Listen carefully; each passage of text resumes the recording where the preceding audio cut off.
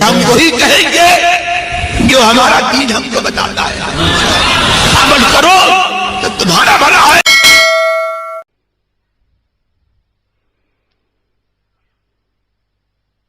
نحمده ونصلي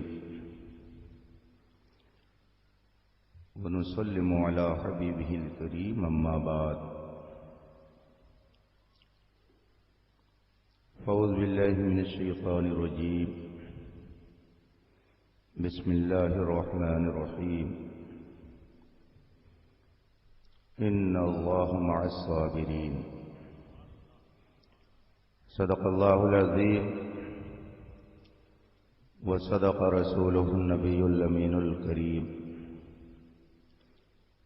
ونحن على ذلك لمن الشاهدين والشاكرين والحمد لله رب العالمين. اسٹیج پر جلوہ فرما سادات کرام، علماء اعظام، ائمہ فخام، حاضرین باوقار، السلام علیکم ورحمۃ اللہ تعالی وبرکاتہ.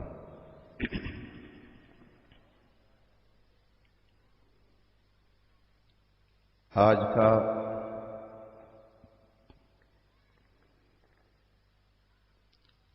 یہ پرنور اجلاس جس میں ہم اور آپ شرکت کی سعادت حاصل کیے ہوئے ہیں،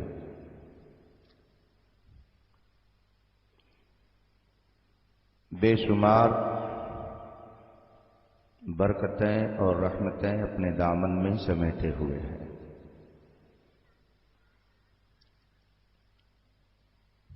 جلیل القدر علماء کرام اور سادات اعظام کے بیانات،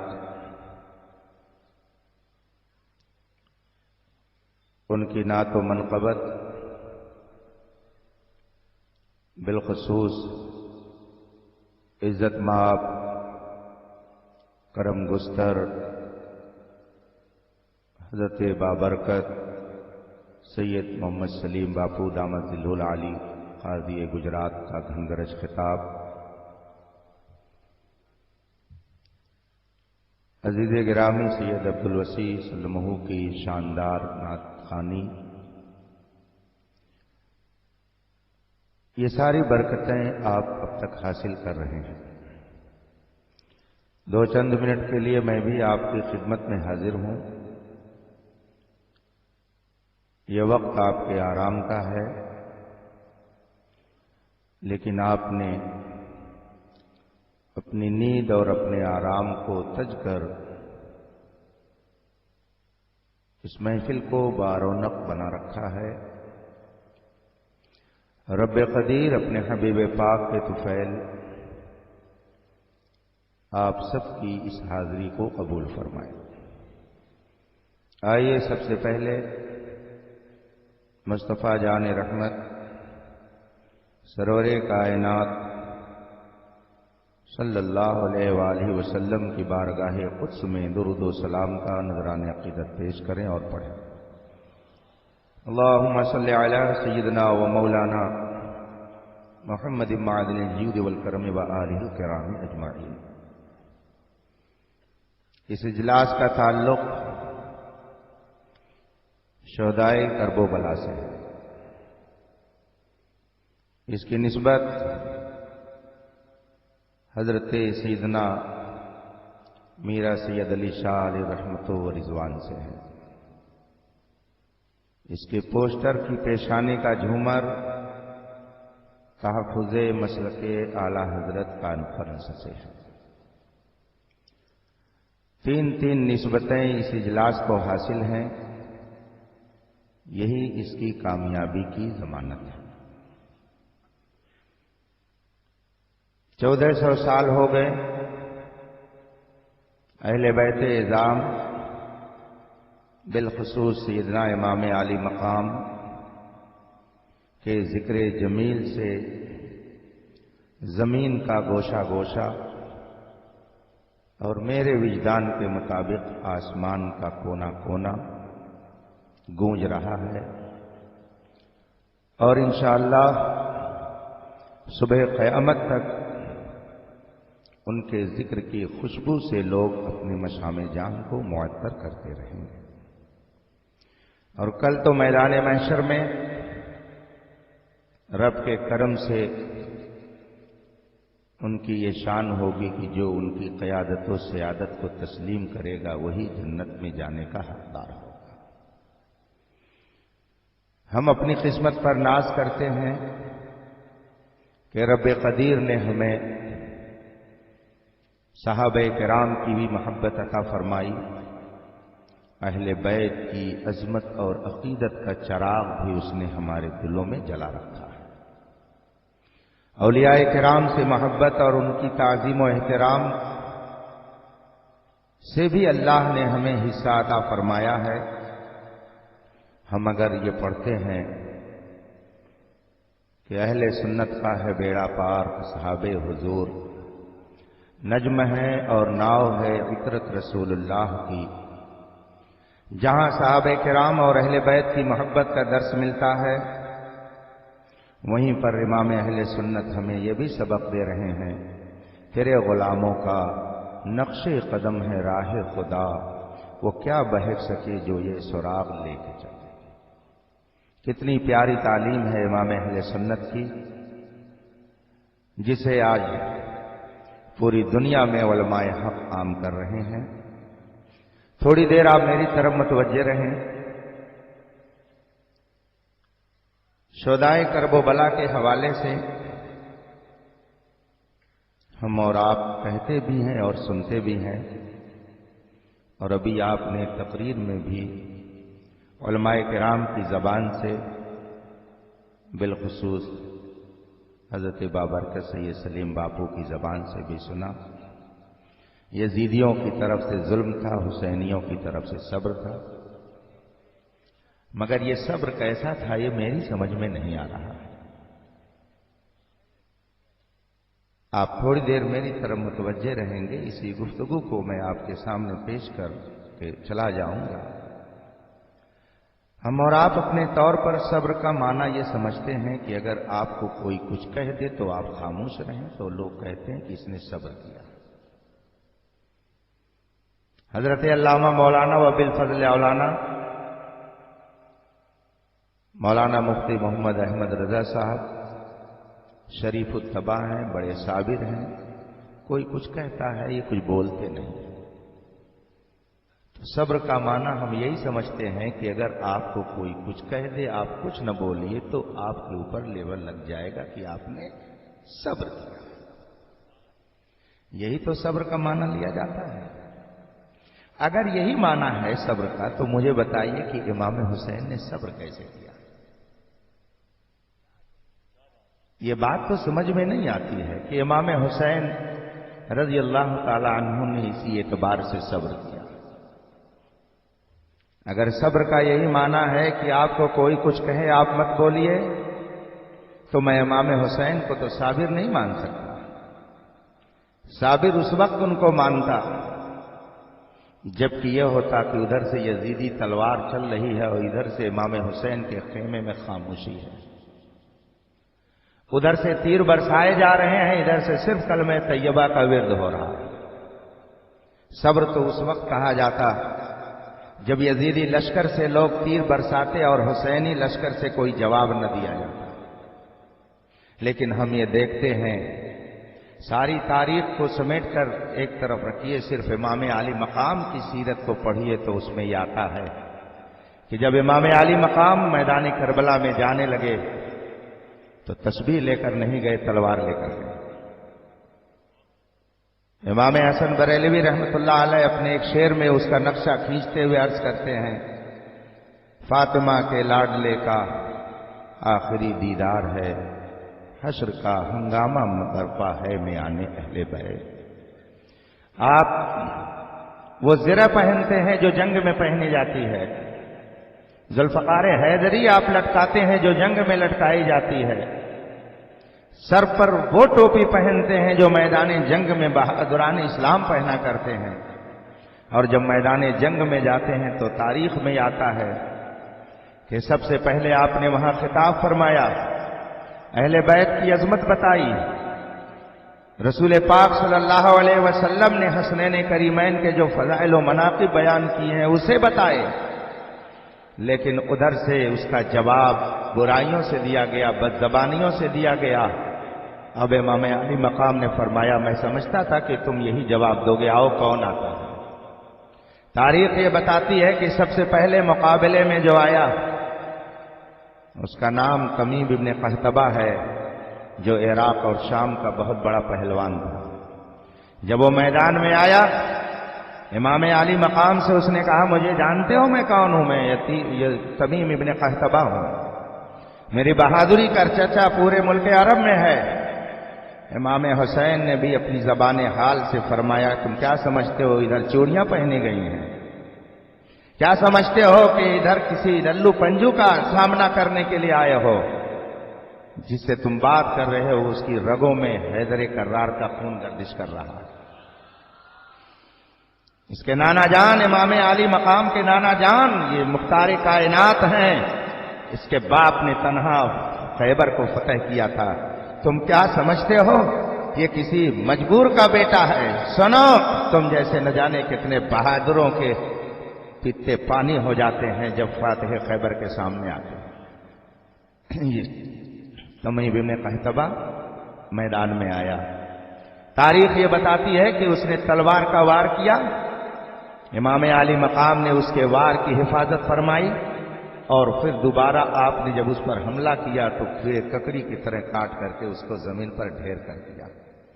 ایسے بڑے بہادر کو انہوں نے تلوار سے دو ٹکڑے کر دیا، موت کے گھاٹ اتار دیا، اور آپ کہتے ہو کہ امام حسین نے صبر کیا۔ یہ صبر کا کون سا معنی ہے؟ یہ تو سمجھ میں نہیں آتا ہے۔ ادھر سے اگر تمیم ابن قحطبہ نے تلوار چلائی تھی اور ادھر سے امام حسین نے اگر کچھ نہ کہا ہوتا تب ہم سمجھتے کہ امام حسین نے صبر کیا ہے، لیکن یہاں صبر کا کون سا معنی ہے؟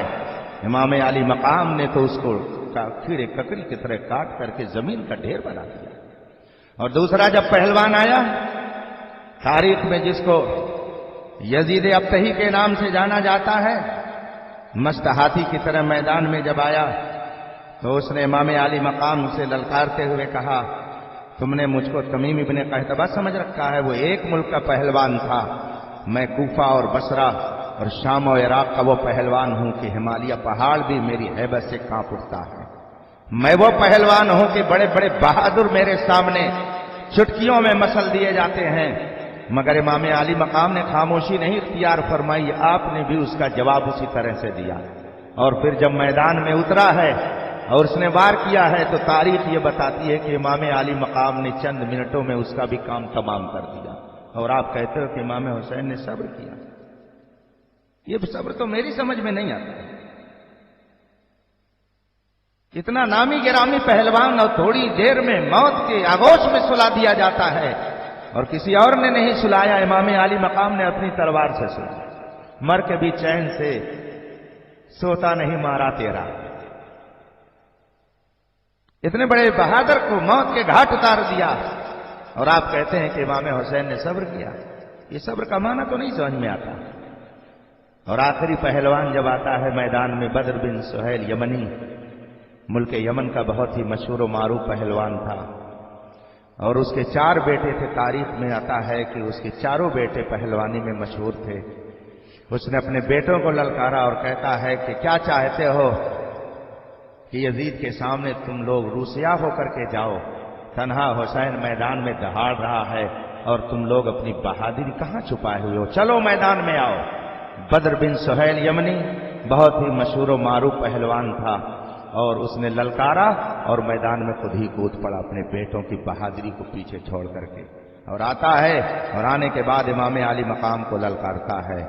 مگر کون یہ جانتا تھا، کون یہ جانتا تھا، کس کے خیال میں یہ تھا کہ تنہا حسین سارے یزیدی لشکریوں کو کیفر کردار تک پہنچانے کے لیے کافی ہے، اور صبح قیامت تک یہ نعرہ لگتا رہے گا، قتل حسین اصل میں مرگ یزید ہے، اسلام زندہ ہوتا ہے ہر بلا کے بعد۔ اتنے بڑے بہادر کو تھوڑی ہی دیر میں موت کے گھاٹ اتار دیا، اور جب وہ بھی موت کی آغوش میں چلا گیا، مر گیا، اپنے کیفر کردار تک پہنچ گیا، تو یزیدی لشکریوں نے چیخ کر کے کہا کہ دیکھو اگر ایک ایک جاؤ گے میدان میں تو یہ حسین کے سامنے کوئی مقابلہ نہیں کر سکتا، کوئی نہیں بچے گا، اجتماعی طور پر حملہ کرو تاکہ تمہیں کامیابی مل جائے۔ چنانچہ یزیدی لشکریوں نے اس تدبیر پر عمل کیا اور امام علی مقام پر یک طرفہ اجتماعیت کے ساتھ اکٹھا ہو کر کے تیر اور تلوار برسانا انہوں نے شروع کر دیا۔ امام علی مقام نے نہ جانے کتنوں کو کیفر کردار تک پہنچایا، اور آپ کہتے ہیں کہ امام حسین نے صبر کیا۔ صبر کا معنی تو یہ آپ بتاتے ہیں کہ اگر کوئی کچھ کہے تو آپ خاموش رہیے۔ یہاں کہاں خاموش ہیں، بڑے بڑے بہادر مارے جا رہے ہیں، بڑے بڑے پہلوان موت کے گھاٹ اتارے جا رہے ہیں، اور کسی اور کے ہاتھ سے نہیں بلکہ امام علی مقام کی تلوار سے، اور آپ کہتے ہیں کہ امام حسین نے صبر کیا۔ میری سمجھ میں تو بات نہیں آتی ہے کہ امام حسین نے صبر کیا۔ کیا معنی ہے صبر کا؟ آپ اپنے طور پر یہ سمجھتے ہو کہ کوئی کچھ کہہ دے اور آپ کچھ نہ بولیں، یہ صبر ہے؟ یہ صبر اگر ہے تو میں سمجھتا ہوں امام علی مقام نے یہ صبر نہیں کیا ہے۔ امام علی مقام کے ہاں صبر کا یہ معنی نہیں پایا جاتا ہے۔ تاریخ بتاتی ہے کہ اگر ادھر سے کوئی دشمن اہل بیت کا آتا ہے تو ادھر سے عباس علمبردار بھی میدان کارزار میں جا کر کے بہادری کا جوہر دکھاتے ہیں۔ صبر کہاں پایا جا رہا ہے؟ صبر کا معنی کہاں یہاں ہے؟ صبر تو اس وقت ہوتا کہ جب یزیدیوں کی طرف سے ظلم و ستم ہوتے اور ادھر سے تیر اور تلوار چلائی جاتی اور ادھر سے کوئی جواب نہ دیا جاتا، تب صبر ہوتا۔ لیکن یہاں تو مقابلہ آرائی ہو رہی ہے، یہاں تو دونوں طرف سے تلواریں چل رہی ہیں، دونوں طرف سے تیر برسائے جا رہے ہیں، اور اس کے باوجود آپ کہتے ہیں کہ امام حسین نے صبر کیا۔ اور تاریخ میں 1400 سال سے یہی بتایا جا رہا ہے، ہمارے علماء نے بھی یہی بتایا ہے، ہمارے عوام نے بھی یہی سیکھا ہے، ہماری نسلیں بھی یہی جانتی ہیں، ہمارے شورا بھی یہی کہتے ہیں، سب یہی بات کہتے ہیں کہ صبر کا نام زندگی، ظلم کا نام موت ہے۔ سب یہی بتاتے ہیں کہ امام حسین نے صبر کیا ہے تو انہیں زندگی مل گئی ہے، یزید نے ظلم کیا ہے تو وہ موت کے گھاٹ اتر گیا ہے۔ مگر صبر کا معنی تو میری سمجھ میں نہیں آتا ہے کہ کیا ہوتا ہے۔ آپ کہتے ہو کہ کوئی کچھ کہے آپ خاموش رہیے تو صبر ہے، لیکن یہاں تو دونوں طرف سے جنگ ہو رہی ہے، اور اس کے باوجود آپ کہتے ہیں کہ امام حسین نے صبر کیا۔ کیا معنی ہے صبر کا؟ صبر کہتے کس کو ہیں؟ آپ نے اپنے طور پر جو معنی سمجھ لیا ہے میرے بھائیوں، امام علی مقام نے اس اعتبار سے صبر نہیں کیا ہے۔ کیا آپ سمجھتے ہوں گے کہ کوئی کچھ بول دے اور خاموش رہا جائے یہ صبر ہے؟ مگر حسینی صبر یہ نہیں ہے۔ حسینی صبر کیا ہے؟ آئیے اس کو قرآن و حدیث کی روشنی میں سمجھا جائے۔ حسینی صبر کیا ہے؟ آئیے خود ان سے پوچھا جائے، آئیے مصطفیٰ جان رحمت کی حدیث سے پوچھا جائے کہ صبر کیا ہے۔ امام علی مقام نے کون سا صبر کیا ہے میدان کارزار میں کہ 1400 سال سے ان کو صابر کہا جا رہا ہے، اور قرآن کی آیت کریمہ ان اللہ مع الصابرین پڑھ پڑھ کر کے ان کے فضائل و مناقب بیان کیے جا رہے ہیں۔ وہ کون سا صبر تھا؟ آئیے رسول پاک کی حدیث سے ہم سمجھیں کہ صبر کا حقیقی معنی کیا ہوتا ہے۔ آپ یہ سمجھتے ہیں کہ کوئی کچھ بول دے آپ خاموش رہیں، یہ صبر ہے؟ نہیں، صبر اس کا معنی نہیں ہے۔ امام حسین نے اس معنی کے اعتبار سے صبر نہیں کیا ہے۔ رسول پاک صلی اللہ علیہ وسلم کی حدیث ہے، میرے آقا ارشاد فرماتے ہیں لا تتمنوا لقاء عدوکم فاذا لقیتموہم فاصبروا۔ اے مسلمانوں، دشمنوں سے کبھی مقابلے کی تمنا نہ کرو، دشمنوں سے کبھی مڈبھیڑ کی تمنا نہ کرو، یہ خواہش نہ کرو کہ دشمن آئے، یہ تمنا نہ کرو کہ دشمن حملہ کرے تو ہم ابھی جوہر دکھائیں گے، یہ خواہش مت کرو۔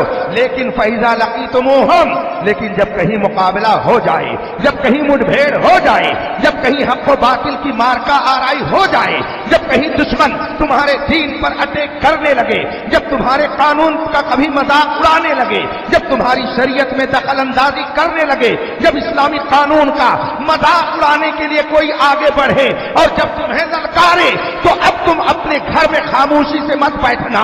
فاصبروا، تو ایسے عالم میں حق کا باطل سے جب مقابلہ ہو جائے تو حق کی للکار بن کر کے میدان کارزار میں ایسے جم جاؤ کہ اگر بیٹا شہید ہو رہا ہے تو ہونے دو، گھر چل رہا ہے چلنے دو، بیٹیاں یتیم ہو رہی ہیں ہونے دو، سب ہو جائے مگر شریعت مصطفیہ کے ایک نقطے پر حرف نہ آئے.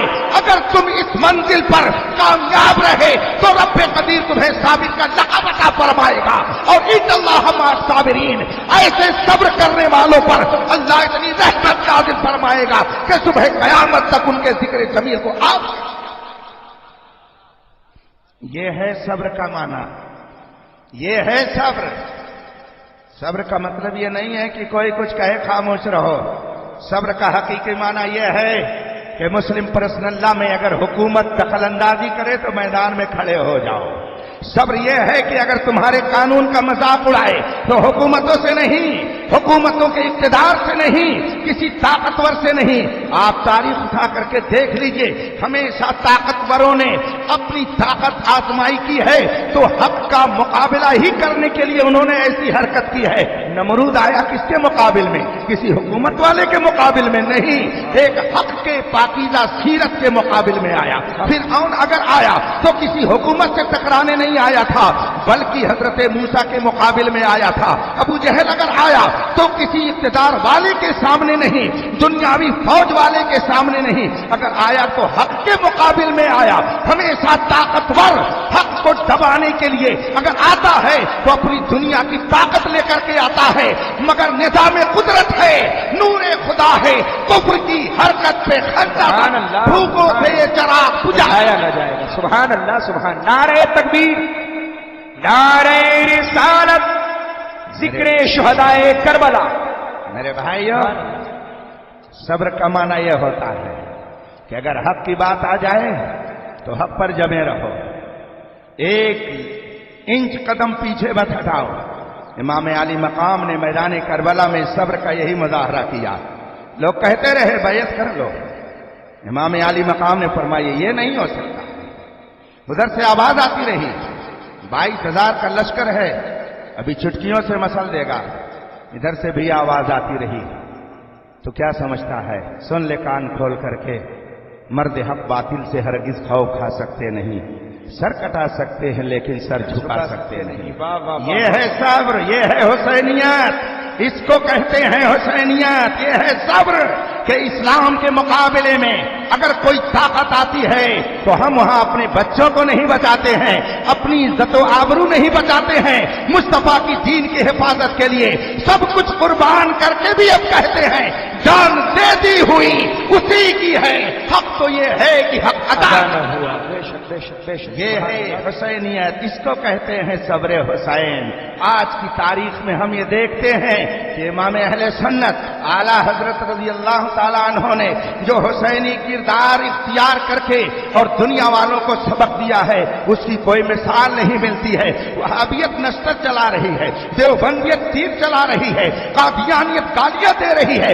آج 100 سال ہو گئے امام احمد رضا کو لوگ گالیاں اس بنیاد پر دے رہے ہیں کہ انہوں نے ہمارے رشتے کو کیوں نبی سے مضبوط کر دیا، مگر وہ سب کچھ سن کر کے بھی پیغام یہ دے رہے ہیں ہر جفا ہر ستم گوارا ہے، اتنا کہہ دے کہ تو ہمارا ہے. سبحان اللہ، سبحان اللہ، سبحان. یہ حسینیت ہے، صبر حسین یہ ہے. حسینی اگر دیکھنا ہے تو اس زمانے میں تاج الشریعہ کو دیکھ لو. شریعت کی بات آتی ہے لوگ گالیاں دے رہے ہیں، لوگ برا بھلا کہہ رہے ہیں. اگر اس زمانے میں کوئی عبید اللہ ابن زیاد تھا تو آج بھی کوئی عبید اللہ بن کر کے اپنی طاقت و قوت کے نشے میں مذاق اڑانے کی کوشش کر رہا ہے. مگر ایک تاج الشریعہ کی ذات ہے، حملے کو برداشت کر رہا ہے مگر شریعت کے اوپر آنچ آنے کے لیے اپنے ضمیر کا کبھی سودا نہیں کر رہا ہے. اور فباغ دہل امام حسین کی محبت کا جام پلاتے ہوئے دنیا کو یہ سبق دے رہا ہے کہ سنو، نور حق شمع الہی کو بجھا سکتا ہے کون؟ جس کا حامی ہو خدا اس کو مٹا.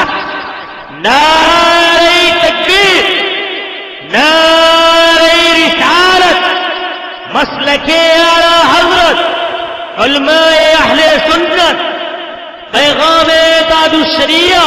ان اللہ مع الصابرین، اللہ صبر کرنے والوں کے ساتھ ہے. آپ اپنے طور پہ جو مطلب سمجھتے ہیں وہ مطلب نہیں ہے. یہاں پر قرآن فرماتا ہے ان الذین قالوا ربنا اللہ ثم استقاموا تتنزل علیہم الملائکہ जिन्होंने ये कहा कि हमारा रब खुदा है, जिन्होंने ये कहा हमारा परवरदिगार रब कदीर है, जिन्होंने ये कहा कि हमारा रब खुदावंद कुद्दूस है, और कहने के बाद सुम्मस्तकामू, फिर उसी पर मजबूती से कायम रहे, उसी पे खड़े रहे, उसी पर अपने आप को साबित कदम रखा, ततनज़्ज़लु अलैहिमुल मलाइका, यही वो लोग हैं कि जिन पर रब कदीर फरिश्तों के जरिए रहमतें नाजिल फरमाता है, और जब उन पर रहमत नाजिल होती है तो वो बगदाद में आराम करते हैं, इराक में जलवा फरमा होते हैं, मगर उनकी रहमत से पूरी दुनिया फैज़याब होती है और लोगों के दिलों पर हुकूमत करते हैं। सुभान अल्लाह, बेशक यजीद इख्तिदार में था, यजीद हुकूमत में था। आज दुनिया का मिजाज ये है कि जो हुकूमत में होता है उसके पीछे सब चलने की कोशिश करते हैं। अगर आपके इलाके में कोई MP MLA मुंतखब हो जाता है तो उसके दरवाजे पे रोजाना भीड़ लगी रहती है, और जो ही उसका टाइम खत्म हुआ, और टाइम खत्म होने तो की बात तो अलग रही, अगर किसी की हुकूमत होती है तो मैंने ये सुना है, अगर कहीं कोई मंत्री अपने एरिए में जायजे के लिए, सर्वे के लिए गया हुआ है, और अगर गाड़ी के ड्राइवर को पता चल जाए कि इसकी हुकूमत गिर गई, तो मंत्री जी को वहीं एरिए में छोड़ करके अपनी गाड़ी लेकर के चला जाता है। छोड़ो, अब कहां मंत्री रह गए, चलो। इतनी जल्दी उसके दिल से अजमत उसकी निकलती है। ये हम और आप रोजाना देखते हैं। अगर यजीद हुकूमत में होता तो उसका जिक्र होता, अगर यजीद हुकूमत में होता तो उसका चर्चा होता, लेकिन 1400 साल का जमाना गुजर गया है। गली गली में यजीद के साथ पलीद का नारा लगाया जा रहा है, इमाम हुसैन की जिंदगी का नारा लग रहा है। आपको दुनिया के अंदर हुसैनाबाद हजारों मकामात पे मिल जाएंगे, आपको दुनिया के न जाने कितने खित्ते में अलीगंज का नाम मिल जाएगा, मगर कहीं यजीदाबाद आपको देखने में नजर नहीं आएगा। यजीदाबाद कोई अपने इलाके का नाम रखने के लिए तैयार नहीं है। करोड़ों की तादाद में गुलाम हुसैन आज भी पाए जा रहे हैं, मगर गुलामी यजीद बनने के लिए कोई तैयार नहीं है। ये हमको सबक दिया जा रहा है कि कल भी हुसैन की हुकूमत थी और आज भी उन्हीं की हुकूमत है, और इंशाअल्लाह सुभान अल्लाह, सुभान अल्लाह, सुभान। रब कदीर हमें इमाम आली मकाम का सदका अता फरमाए, उनके इस्तिकामत से हमें सदका अता फरमाए, सब्र हुसैन से हमें सबक लेने की तौफीक अता फरमाए। ऐ हुसैनियों, आज भी तुम्हारा इम्तिहान है, आज भी ताकत व कुव्वत अपनी इख्तिदार के नशे में तुम्हारे मुस्लिम पर्सनल्ला में दखल अंदाजी की कोशिश कर रही है, मगर शायद उसे यह नहीं मालूम है कि हक से जो टकराता है वो चूर चूर हो जाता है। न जाने कितनी हुकूमतें आई 1400 साल के दरमियान, जिन्होंने इस्लामी कवानीन को बदलने की कोशिश की, मगर अभी चंद सालों पहले जब हिंदुस्तान के एक प्राइम मिनिस्टर खातून ने हिंदुस्तान में ये वावैला मचाया था कि इस्लाम के कानून में उसने दखल अंदाजी दी, तो बरेली के शहजादे ने कहा कि यहां से फतवे नहीं बदलते हैं, जरूरत पड़ती है तो हुकूमतें बदलती जाती हैं। हम ये जानते हैं कि अगर हमारा इस पर यकीन है कि ये इस्लामी कानून ये किसी इंसान का बनाया हुआ कानून नहीं है, ये रब ने कानून अता फरमाया है, तो उसी का फरमान है। वो तो इज्जो मंतशा, वो तो जिल्लो मंतशा, वो जिसे चाहता है इख्तिदार के तख्त पर बैठाता है, लेकिन जब वक्त आता है तो एक मच्छर के जरिया फिरऔन का और नमरूद का जब इलाज किया जाता है तो जूते उसके सर पे पड़ते हैं और फिर पूरी दुनिया उसका तमाशा देखती है। बहुत वाह, इसलिए वाह, किसी को अपने इख्तिदार के नशे में इतना आगे नहीं बढ़ना चाहिए कि खुदाई कानून को चैलेंज करे। हमसे थोड़ी चैलेंज है, ये खुदा से चैलेंज कर रहे हैं। इस्लाम के कानून को बिगाड़ने की जो कोशिश कर रहे हैं वो हमसे और आपसे मुकाबला आराई नहीं कर रहे हैं, वो हकीकत में खुदा से मुकाबले की कोशिश कर रहे हैं। पुराने जमाने में भी एक था जिसने कहा था अना रब्बकुमुल आला, मैं तुम्हारा सबसे बड़ा रब हूं, मेरी इबादत करो, मेरे सामने सजदा करो। फिरऔन ने यही कहा था, और जो उसे खुदा नहीं मानता, जो उसे परवरदिगार नहीं मानता, उसको दीवार में चुनवा दिया करता था, कीले ठुकवा दिया करता था, जाओ। चुनांचे उसने ऐसी ऐसी हरकतें की कि तारीख जब पढ़िए तो रोकते खड़े हो जाते हैं। मेरे भाइयों, ये तारीख बता रही है कि शैतान हर जमाने में अपना चोला बदल बदल करके आया, चूंकि रब की बारगाह से इन्नका मिनल मुंजरीन का उसको धमका मिल गया कि अगर तू गुमराह करना चाहता तो जा, तुझे मोहलत दी जाती है, जिस शक्ल में तू चाह जा, इंसानों के दरमियान गुमराह करने की कोशिश कर, लेकिन सुन ले جو میرے بندے ہوں گے، جو میرے مخلص بندے ہوں گے، ان پر تیرا قابو کبھی نہیں چل سکتا ہے۔ وہی شیطان کبھی فرعون کی شکل میں آیا، وہی شیطان کبھی نمرود کی شکل میں آیا، وہی شیطان کبھی ابو جہل اور عتبہ اور شیبہ کی شکل میں آیا، وہی شیطان کبھی یزید کی شکل میں آیا، اور وہی شیطان آج بھی کسی نہ کسی شکل میں ہمارے درمیان آ کر کے اسلامی قانون کی دھجیاں بکھیرنے کی کوشش کر رہا ہے۔ مگر قرآن کا اعلان ہے وَقُلْ جَاءَ الْحَقُّ وَزَهَقَ الْبَاطِلُ إِنَّ الْبَاطِلَ كَانَ زَهُوقًا۔ اے مومنو گھبراؤ نہیں، تمہیں پریشان ہونے کی ضرورت نہیں ہے۔ اگر تمہارا رب پر یقین ہے، مصطفیٰ کی محبت تمہارے دلوں میں ہے، تو رب قدیر اگر میدان بدر میں فرشتوں سے مدد کرے گا تو قیامت تک تمہیں اپنی رحمتوں سے مدد کر کے تمہیں عزت و سرخروئی کے منصب نعرہ تکبیر، نعرہ رسالت، مسلک اعلی حضرت، علماء اہل سنت۔ میرے بھائیوں، اس پرفتن دور میں اگر آپ چاہتے ہیں کہ آپ کے ایمان کی حفاظت رہے تو جو علماء کرام، جو سادات کرام حسینی کردار ادا کر رہے ہیں، حسینی کردار کو اپنے دلوں سے لگائے ہوئے ہیں، ان کی تعلیمات پر عمل کیجئے، انشاءاللہ یہاں بھی سرخرو رہیں گے اور وہاں بھی سرخرو رہیں گے۔ جو لوگ دل بدلو ہو جاتے ہیں، ذرا سی دیر میں ادھر سے ادھر ہو گئے، اقتدار دیکھ کر کے ان کی منہ میں پانی آ گیا۔ دنیا کا اقتدار بہت ہی بیکار اور خراب چیز ہے۔ جتنے یزیدی لشکر میں گئے تھے سب نے اللہ و رسول کی رضا کے لیے تھوڑی ادھر ساتھ دیا تھا، سب کا یہ مطمئن نظر تھا کہ یزید کے ساتھ رہیں گے، ہو سکتا ہے منسٹری مل جائے، یزید کے ساتھ رہیں گے، ہو سکتا ہے کسی علاقے کا گورنر بنا دیا جاؤں، یزید کے ساتھ رہوں گا تو پراپرٹی مل جائے گی، یزید کے ساتھ رہوں گا تو زمینداری مل جائے گی۔ تو جتنے یزیدی لشکر میں گئے وہ سب دنیا کے لیے گئے، دنیا کے لالچی کتے بن کر کے گئے، اور جو حسین کے خیمے میں آئے وہ اللہ و رسول کی رضا لے کر کے آئے۔ اللہ و رسول کی رضا حاصل کرنے کے لیے امام علی مقام کا دامن تھاما۔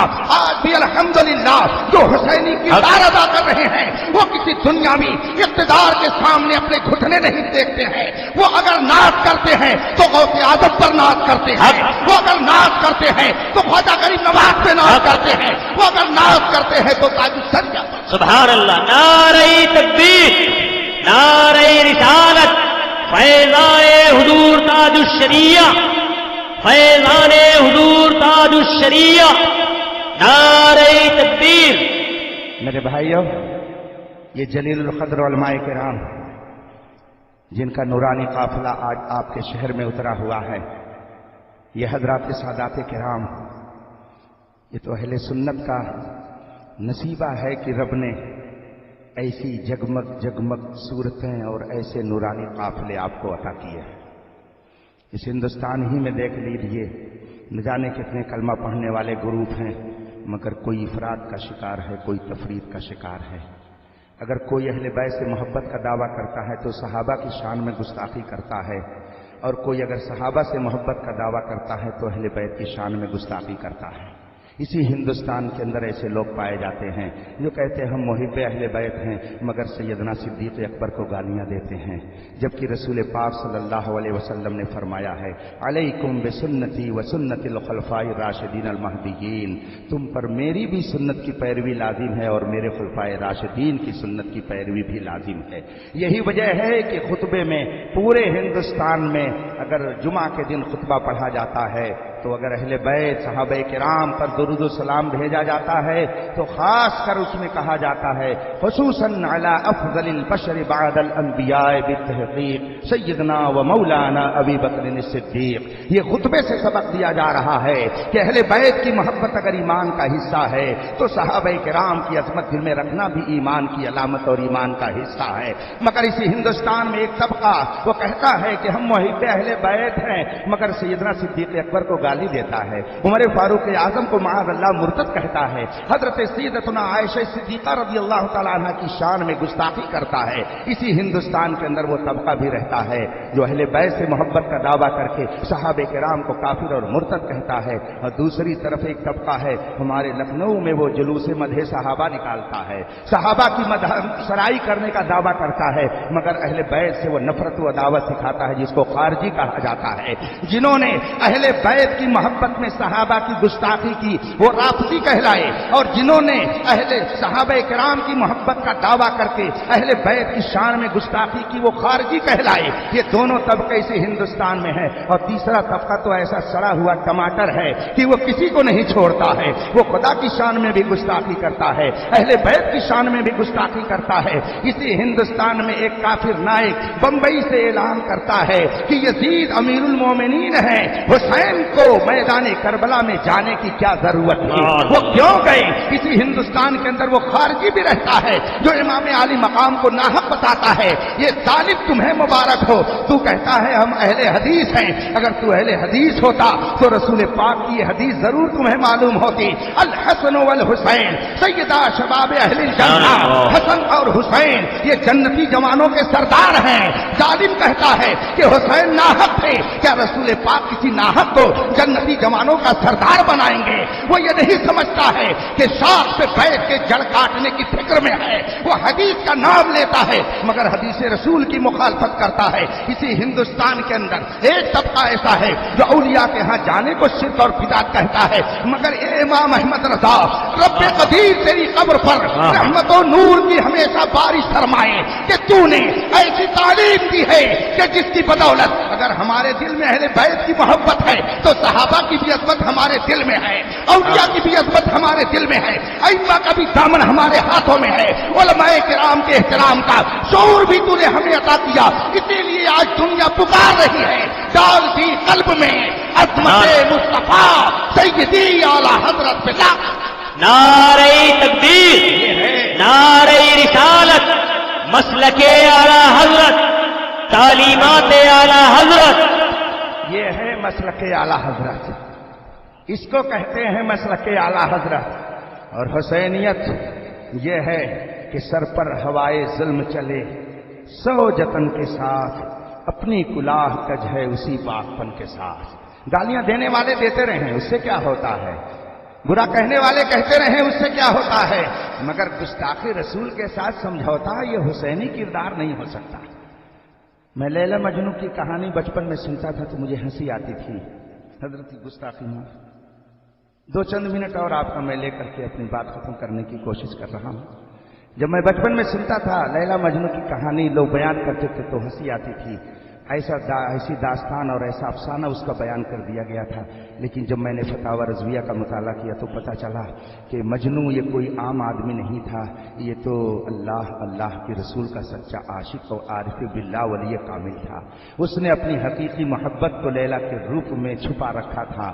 चुनांचे उसका वाक़या बयान बहुत सारे लोगों ने अपने अपने तरीके से किया है। लैला जिस पर वो आशिक और शैदा था उसकी एक नौकरानी थी, तो लैला से उसकी नौकरानी ने एक दिन कहा कि ए लैला माफ़ करना, एक बात अर्ज करना चाहती हूँ। लैला की नौकरानी ने जब ये बात कही तो लैला ने कहा क्या बात है बताओ। तो उसने कहा कि तुम कहती हो कि मेरा एक ही मजनू है, लेकिन बाहर तो तेरे बहुत सारे मजनू नजर आते हैं। लैला ने कहा कि ठीक है ये तुम्हारी सोच है मगर मेरा मजनू हकीकत में एक ही है। लैला ने कहा कि मेरा मजनू सिर्फ एक है और अगर तुम्हें आजमाना है तो चल आजमा ले, हलवा तैयार कर। चुनांचे नौकरानी ने शानदार हलवा तैयार किया और एक तश्तरी में उसको रखा, बेहतरीन किस्म का सजाया। और नौकरानी से लैला ने कहा कि बाहर लेकर के जा और कह दे कि जो मजनू है वो आगे आए, लैला ने उसके लिए हलवा भेजा है। जो ही नौकरानी घर से बाहर गई और कहा कौन है मजनू आगे आए, लैला ने उसके लिए तोहफा भेजा है। जितने मोहल्ले में लखैरे फटीचर थे सब इकट्ठा हो गए और सब हाथ बढ़ा बढ़ा करके कहने लगे मैं मजनू हूँ, मुझे हलवा दो। थोड़ा थोड़ा हलवा सबको उसने बांट दिया और सारा हलवा थोड़ी देर में ख़त्म हो गया। नौकरानी घर के अंदर गई और खादिमा ने वो ले जा करके तश्तरी लैला के सामने पटक करके कहा मैं कहती थी ना कि तेरे बहुत सारे मजनू हैं और तू कहती है मेरा एक ही मजनू है, बाहर देख कितनी भीड़ लगी है हलवा खाने वालों की। लैला ने मुस्कुरा करके कहा होगा इब्तिदाई इश्क है रोता है क्या, आगे आगे देखिए होता है क्या। अभी तो ये पहला पेपर था, फर्स्ट पेपर में ही सब मामला थोड़ी हल हो जाता है, रिजल्ट कई पेपर देने के बाद निकलता है। थोड़ी देर के बाद लैला ने कहा अच्छा ठीक है वो तश्तरी लेकर के आ। तश्तरी लेकर के लैला की खादिमा हाजिर हुई और उसने उसमें छुरी शानदार नमूनादार तरीके से रखा, ऊपर से उसको ढक दिया और कहा अब लेकर के जा और कह दे जो मजनू है आगे आए। लैला ने मजनू के जिस्म के गोश्त का एक टुकड़ा मांगा है। चुनांचे अब वो खादिमा वो तश्तरी लेकर के जो ही बाहर निकली तो ये जितने हलवा खोर अभी मजा ले रहे थे, चाट रहे थे जबान को, वो समझे कि आज बड़ी मेहरबानी हो गई है, बार बार अंदर से तोहफा आ रहा है। चुनांचे बगैर बुलाए हुए सारे हलवा खोर मजनू इकट्ठा हो गए और उन्होंने कहा मुझे दो मुझे दो। अब जब सब भीड़ इकट्ठा हो गई तो नौकरानी ने कहा साइलेंट, खड़े हो जाओ, सबको मिलेगा, परेशान मत होना। मिलने की उम्मीद से सब साइलेंट हो गए, एकदम अपनी जगह पे खड़े हो गए। जितने लखैरे अखैरे फटीचर well up to date gentleman थे सब इकट्ठा हो गए और सबों ने कहा ठीक है, सब खड़े हो जाते, कोई बुरा मत मानेगा भाई मेरी बात को, जो कुछ कहना होगा हजरत से आकर के कैसे करके चला जाएगा। हजरत हम लोगों के लिए ढाल और सिपर हैं, ये हमारी पुष्ट पनाही करते, अल्लाह इन बुजुर्गों का साया था देर सलामत रखे। उसने जो ही सबको साइलेंट कर दिया, सब खड़े हो गए। अब उसने अपनी नाजो अदा से जल्दी से हटाया ऊपर से कपड़ा और छुरी हाथ में ली और कहा कि जो मजनू है आगे आए। आगे आए इसलिए कि लैला ने उसके जिस्म के गोश्त का एक टुकड़ा मांगा है। जो ही इतना सुनना था, ये जितने हलवा खोर मजनू थे सब रफू चक्कर हो गए और पूरा मैदान थोड़ी देर में खाली हो गया, कहीं कोई नजर नहीं आ रहा है। जितने लोग थे हलवा खोर मजनू ये सब इधर उधर गायब हो गए, पूरा मैदान खाली है। नौकरानी खड़ी होकर के तमाशा देख रही है, या अल्लाह ये क्या माजरा है, इतने सारे मजनू थे और सारे मजनू रफू चक्कर हो गए। थोड़ी देर वो हवास बाफ्ता खड़ी रही, हैरान होकर के देख रही है कोई मजनू जो सामने आए, है कोई मजनू जो आए और लैला की तमन्ना पूरी करे। इतने में क्या देखती है वो नौकरानी की गिरे पड़े लिबास में, फटे पुराने लिबास में गिरता पड़ता हुआ एक आदमी दूर से चलता हुआ आया, कांपते हाँफते हुए, और उसने छुरी हाथ में ली और जल्दी से उसने काटना शुरू कर दिया। लेकिन जो ही काटना शुरू किया उसने कहा सुन सुन सुन, लैला ने गोश्त का टुकड़ा मांगा है, जाहिर सी बात है उसने किसी एक मखसूस जगह का टुकड़ा मांगा होगा। जाओ लैला से पूछ करके आओ कि जिस्म के किस हिस्से का गोश्त चाहिए, अगर मैं अपनी मर्जी के मुताबिक दे दूंगा तो ये मोहब्बत के खिलाफ होगा, उससे पूछ करके आओ कि जिस्म के किस हिस्से का गोश्त चाहिए। लैला की नौकरानी ने जल्दी से छुरी को छीना और ले जाकर के उसने अपनी खादिम अपने मलिका और लैला के सामने तश्तरी को रख करके कहा माफ करना सैयदा, माफ करना, मैं ये समझती थी कि तेरे बहुत सारे मजनू हैं, मगर आज समझ में आया कि जितने मजनू थे ये सब हलवा खोर मजनू थे, कोई इसमें सही मजनू नहीं था। और अगर हकीकत में कोई मजनू था तो एक था जो मैदान में आया। हे मेरे भाइयों, आज आप हुसैनी खिचड़ा खोर बनते हैं। जब बात आती है कि नस्बियत का मुकाबला करना है, जब बात आती है सुलह कुल्लियत के दामन में मत जाओ, जब बात आती है इमाम अली मकाम के दुश्मनों से तुम दोस्ती मत करो, जब बात आती है रसूल पाक के गुस्ताखों के यहाँ शादी मत करो, जब बात आती है अहले बैत के दुश्मनों के पीछे नमाज न पढ़ो, तो कहते हो अरे चलो जमाना बदल गया है, अब हमको बदलना चाहिए, वो जमाना नहीं रह गया है। सुनो, ये है खिचड़ा खोर हुसैनी। अगर तुम्हें सच्चा हुसैनी बनना है तो देखो आज भी बरेली शरीफ में वो सच्चा हुसैनी ताजु शरिया हमारे ईमान की हिफाजत करता नजर आ रहा है और हुसैन की मोहब्बत का जाम बेशक सुभान अल्लाह। उस जमाने में भी या रसूल अल्लाह खिचड़ा खोर हुसैनी मत बनो, सच्चे हुसैनी बनो। माशाअल्लाह। सच्चा हुसैनी कौन? जिसने अपनी इज्जत को मुस्तफा जाने रहमत की अजमत की हिफाजत पर कुर्बान कर दिया। सच्चा हुसैनी कौन? जिसने शरीयत के तहफ्फुज के लिए अपनी इज्जत को दांव पे लगा दिया, जो कहता है ये एक जान क्या है अगर हो करोड़ों, तेरे नाम पे सबको वारा करूंगा, जिसका ये पैगाम है वो है हुसैनी। और आज इस जमाने में उस हुसैनियत के अलमबरदार हमारे ताजु शरिया हैं, पद का जवाब शरीयत की रोशनी में दे करके हमें हुसैनी किरदार का मुजाहरा दिखाते नजर। रब तआला अपने हबीब के सदक़े में इन बुजुर्गों की हमें मोहब्बत अता फरमाए, आमीन। जो चिढ़ रहा है उसकी मुकद्दर में चिढ़ना है। किसी ने शेर कहा था, रजा से मिलोगे तो, रजा से जलोगे तो जल जाओगे तुम, और रजा से मिलोगे तो खिल जाओगे। ये सैयद अब्दुल वसी साहब ये इस शेर के मुकम्मल मिसदाक हैं, मुकम्मल मिसदाक हैं कि रजा से मिलोगे तो खिल जाओगे।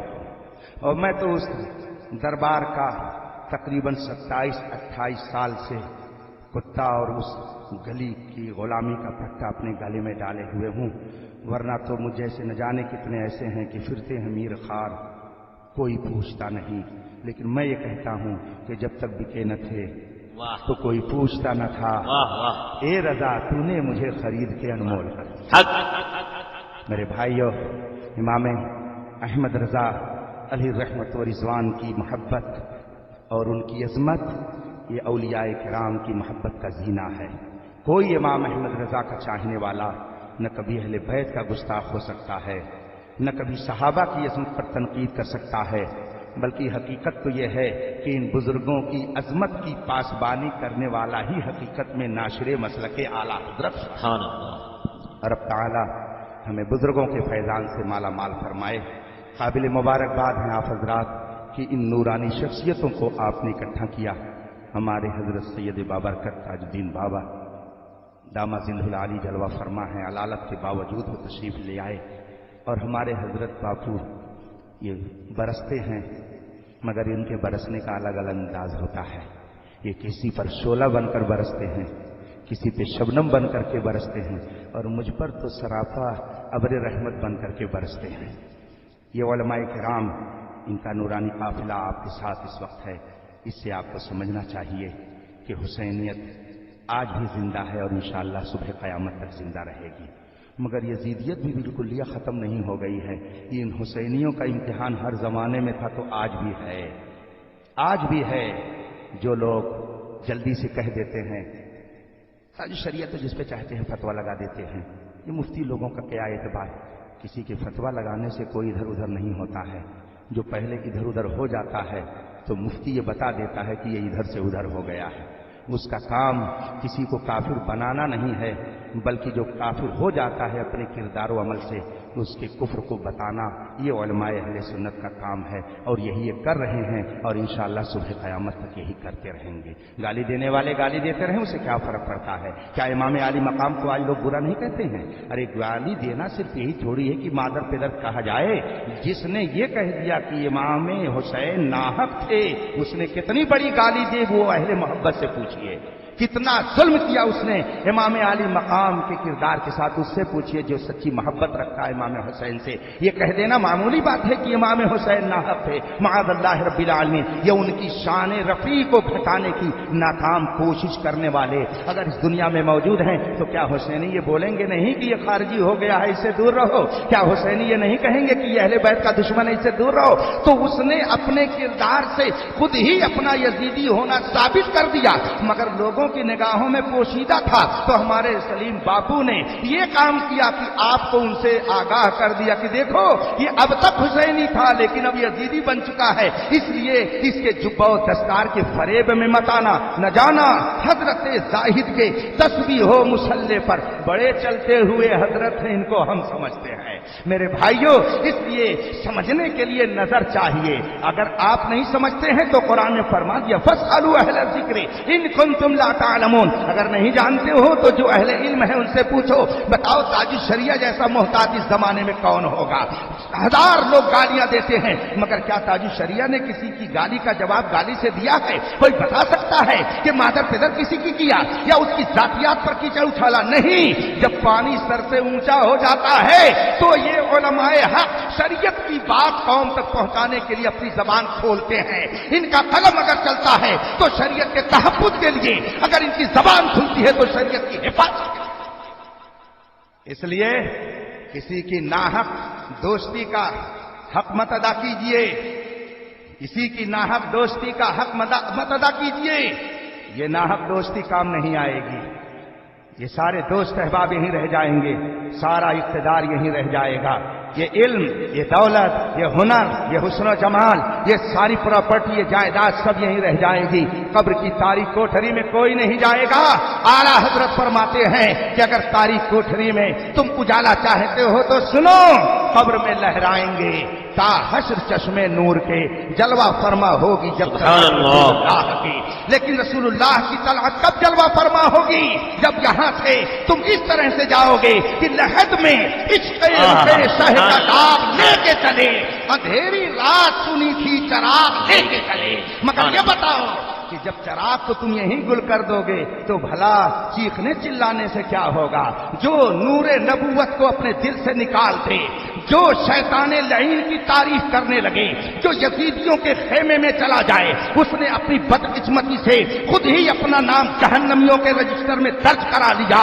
تو اس میں حسینیوں کا کیا قصور ہے؟ حسینی صرف یہ کرتا ہے کہ ان یزیدیوں کی نشاندہی کر دیتا ہے کہ ان سے دور رہنا. یہ تو اعلیٰ حضرت نے 100 سال پہلے فرما دیا تھا، سونا جنگل رات اندھیری چھائی بدلی کالی ہے، سونے والوں جاگتے رہیو چوروں کی رکھوالی ہے.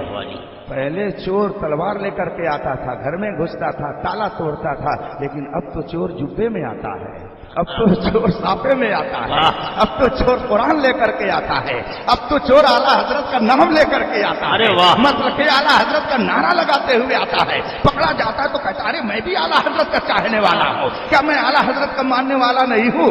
لیکن جو ہی محفل سے الگ ہوا اس کا حال یہ ہوتا ہے کہ وہ دغا بازی کرتا ہے. اعلیٰ حضرت فرماتے تیرا کھائیں تیرے غلاموں سے الجھیں، بہت بے حیا کھانے غرانے والے، یہ جو تم کو بلاتا ہے یہ ٹھگ ہے. مار ہی ڈالے. جو یہ کہے ارے اس چکر میں پڑھو سنی وہابی کے چکر میں، سمجھ لو یہ ٹھگ ہے. صلح کلیت کا فتنہ اس زمانے کا سب سے عظیم کیا بات ہے. یزیدیت کی دوسری شکل کا نام صلح کلیت ہے. حق 22,000 ایک طرف نماز پڑھ رہے تھے، کیا ان کے خیمے میں اذان نہیں ہوتی تھی؟ کیا ان کے خیمے میں نماز نہیں ہوتی تھی؟ یزیدی خیمے میں بھی اذان ہوتی تھی، یزیدی خیمے میں بھی نماز ہوتی تھی، اور حسینی خیمے میں بھی نماز ہوتی تھی. اب اگر کوئی کہے ادھر بھی صحیح اور ادھر بھی صحیح تھا تو سمجھ جاؤ گے کہ یہ کدھر کا ہے، نہ ادھر کا ہے نہ ادھر کا ہے.